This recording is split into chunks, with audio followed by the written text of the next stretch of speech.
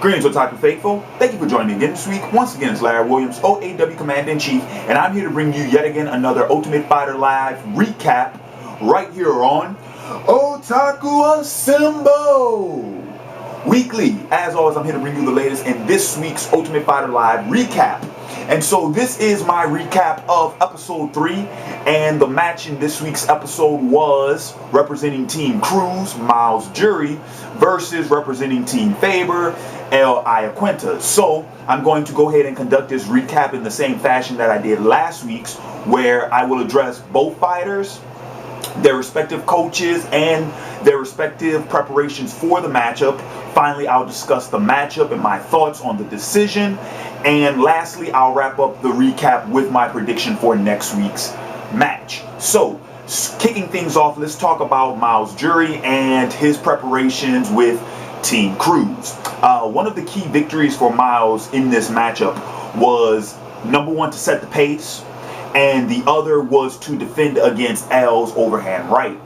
Now, as far as preparation was concerned, they worked on his striking, and we know, or at least we found out, that Myles apparently is a very effective wrestler, and his specialty is takedowns. And so, funny enough, we didn't see him working on that too much in the week leading up to the matchup. We did see him working with his striking though, and working with his stand-up defense, and able to evade that overhand right. So with that said, I'll discuss if Myles, if his training and his preparation actually did pay off when I get to the match. Second, I want to talk about Iaquinta and his training with Team Faber. Now, I was actually presently surprised with Al's preparation. Al went to Uriah Faber and told him that everyone in the locker room was telling him that, Myles, he's good at takedowns, he's good at wrestling, you need to work on your defense. And Al said that he didn't want to. He said that he really wanted to focus on offense. And so what happened was, with Al's training, what we saw was the perpetual manifestation of the good old saying, the best defense is a good offense. And that was Al's whole thing going into this fight, was to push the offense. In a way, he was also trying to push the pace of the fight, because, as Uriah Faber said, by constantly pushing the offense, you will have Myles on the defense the entire fight. And it's not so much that they're completely forfeiting defense. What they're doing is they're pushing offense while being aware of Myles. So that's what it was. It wasn't like they were just tossing defense to the wind, which I thought was actually a very good plan, especially for a takedown specialist. That's a pretty damn good plan. And the other one, of course, was to keep the fight standing. And now that I've said that, let's jump into the match and let's talk about whose preparations actually did pay off. Starting off with Myles.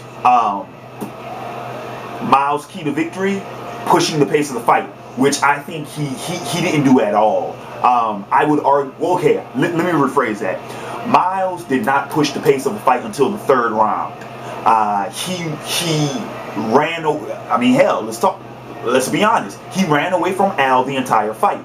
He stayed on the outside, which wasn't a bad thing. But what I'm saying is, it's not so much that he was running away because he stayed on the outside. No, there were moments where he actually turned tail and ran about face from Al. Which, on the flip side of that, let's talk about Al. Al and his constant offense, it worked. He completely dictated the pace of the fight. And not only that, if you go back and you watch the footage, you'll notice that, like I said, Myles stayed on the outside of the octagon the first 2 rounds. Al stayed in the center. In case you're wondering, one thing that they do judge, well they say it before every match, what the judges judge when they're coming to a decision on the scorecard. One of them is octagon control. Al had complete octagon control throughout the majority of this fight. He remained in the center. He forced Myles to the outside. And I don't know, it was kind of weird when you think about it, because one of the main reasons why I went with Myles for my prediction was because Myles was slightly taller, and then we find out that although he was only taller by 2 inches, he had a 5-inch reach advantage, which that was my main reason for picking him in my prediction. I figured that the reach advantage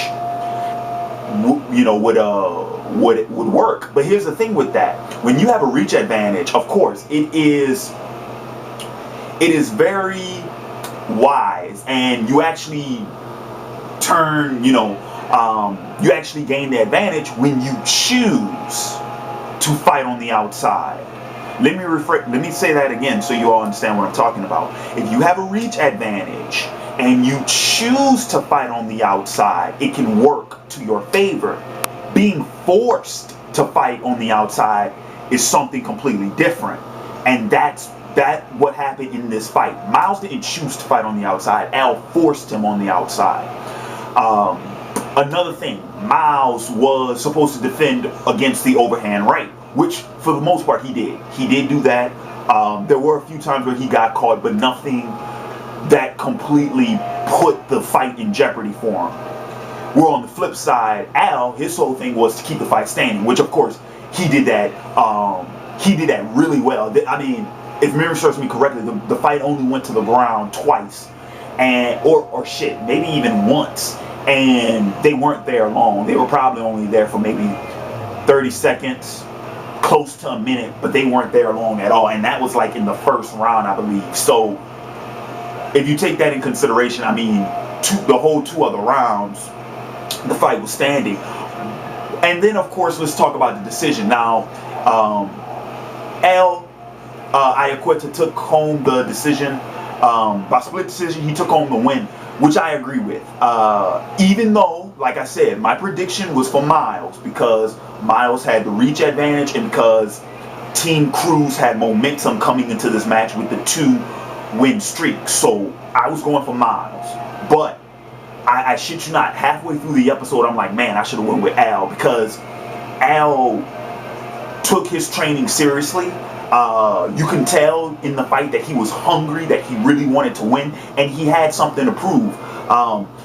What I found interesting was that both these fighters are previous Ultimate Fighter contestants. Not participants, but they were like prelims, preliminary contestants, and they both had to drop out due to injuries, with Iaquinta having to drop out at the very beginning of season 12, and then Jury at the very beginning of season 13. The thing was, though, you can tell from Al's performance that he wanted it. You could tell. He was hungry for it. He had, I would probably say he had somewhat of a chip on his shoulder, and he had something to prove, and he proved it. So I agree with the judge's decision. As for Myles, I felt like I said, Myles ran away too much. He was on the defensive almost, I mean, for the most part of the fight. To say that he favored being a technical striker, I don't think he was one. Too many times he threw punches and threw kicks, and Al wasn't even there. So yeah. So anywho, to wrap up this video, I'm going to go ahead and give you all my predictions for next week. We have for Team Faber, now that they have a win, and now that they are in control, they chose Michael Chiesa, who many of you all may remember from my first video is one of my top 3 picks to win it all, versus Jeremy Larson. I said Larson. So my prediction for next week is going with my guy, Michael Chiesa. He's one of my top 3 picks. From what I saw with his workouts up until now, looks pretty good. He's healthy. He's in good shape. And I think Faber choosing one of his better wrestlers to go against the guy that he knows on Team Cruz is weak against wrestling, I think was a very smart decision.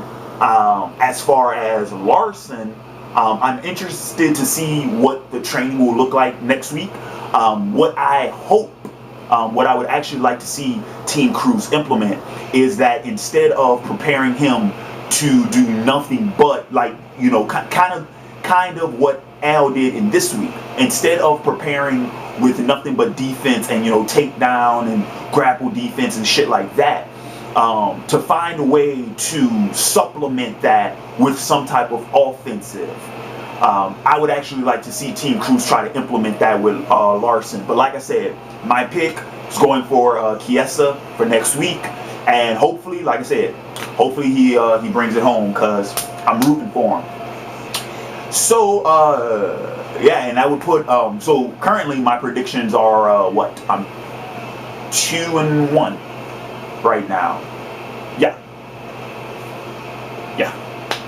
Anyway, so that's going to wrap up this week's Ultimate Fighter Live recap. I want to thank you all for joining me, and in the comments below, let me know what you think about the fight, and let me know what your predictions are for next week also.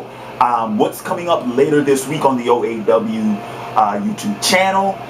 Tomorrow, of course, is Thundercats review, Thundercats episode review. Sunday, what I'm actually going to do Sunday, probably Sunday morning, I'm going to upload a special, I guess you can call it a, more so of an unpackaging rather than an unboxing video, but I just got in my my Game of Thrones merchandise, so right after I record this video, actually I'm gonna go ahead and record that, and then that'll be uploaded Sunday.